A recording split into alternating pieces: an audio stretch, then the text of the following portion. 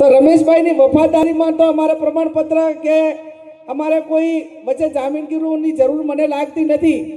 પણ તમારા નાના મોટા ટાંપા માટે કરીને અથવા તો તમને કોઈ હેરાન કરે તો એના માટે ચાલુ સરકાર સામે ચૂંટણી લડે છે તો અધિકારીઓ હોય, પોલીસ હોય, એમની પાસે પણ અપેક્ષા રાખીએ કે આ લોકશાહી છે, લોકશાહીની અંદર સ્વતંત્ર ચૂંટણી કરાવવાની જવાબદારી એ વહીવટી તંત્રની તમામ ચૂંટણી પંચની તમામ ખાતાકીય જવાબદારી સોંપી હોય એની છે,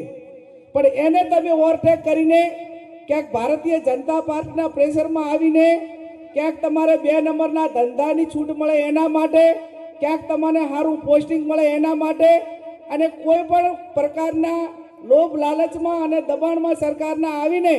કોંગ્રેસના કોઈ કાર્યકરને વહીવટી તંત્ર પોલીસે હેરાન કરવા માટેનો પ્રયત્ન કર્યો તો એના માટે ગેનીબેનને બળદેવજી આ તમારા બધા માટે કરીને એના માટે લડવા માટે સક્ષમ છે।